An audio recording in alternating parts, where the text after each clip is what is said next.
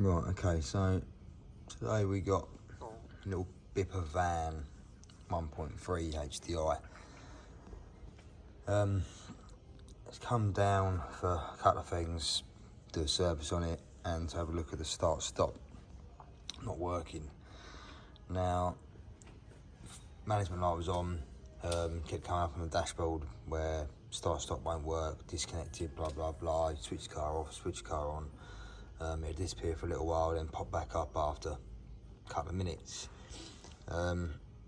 Check the obvious symptoms, which are obviously low charge from the alternator. Alternator wasn't giving out a great charge, but it was good enough. Battery had been changed recently. Was a start-stop battery.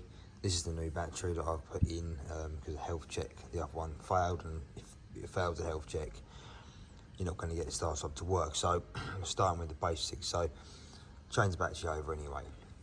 Now, looking into the charging side of it, looked underneath, it's had a new alternator on it as well, and it's also had a new battery charging monitoring unit, obviously from a breaker's yard, because this is a Peugeot, that's obviously a Fiat. Now, scan the codes, and we're looking at this U code U1739, absence of communication with battery charger status sensor not characterised. Now that corresponds to this.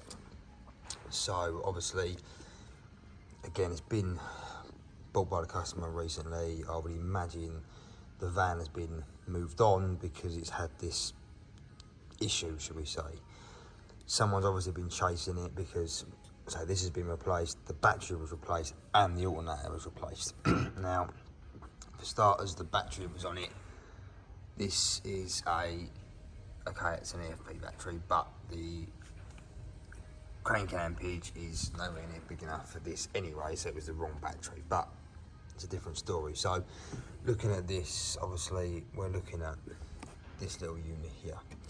Now, when I looked at this, I could see that this was the plug that was on, it was plugged into there. Now, I don't know if you can see it, but on the camera, you see the little nick on the cable.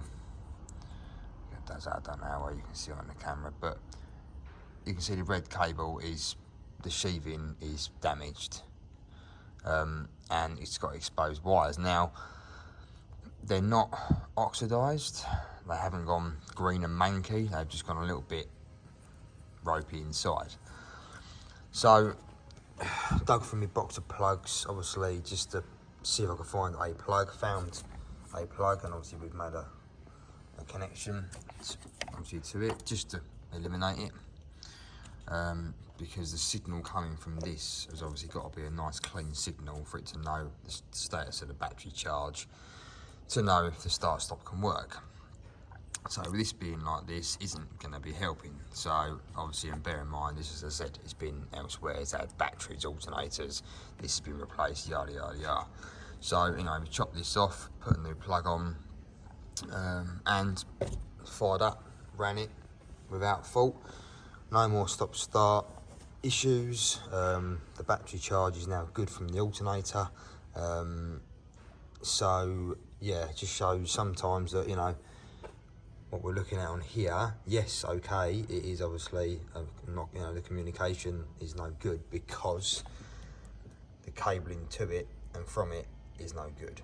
So if you do get this code U1739, it might be worth, because this could have happened, this could have been nicked, you know, someone's obviously unplugged it, taken the battery out, put a battery back in it, crushed the cables, just nicked the cables, whatever.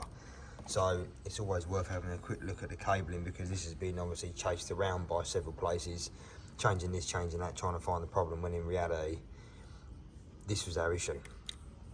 So just a quick one really to show, you know, like if you get a problem like that, just have a quick look at the cabling, just to make sure you haven't got any, you know, any breaks or any little holes to say, because it's not very big. I don't know, so if you can see, there you go.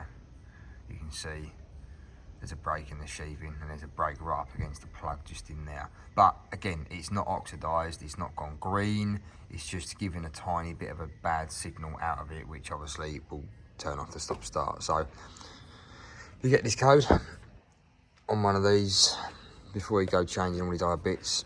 Have a quick look at this wiring. So hopefully that's nice quick fix like it should have been in the first place for this one.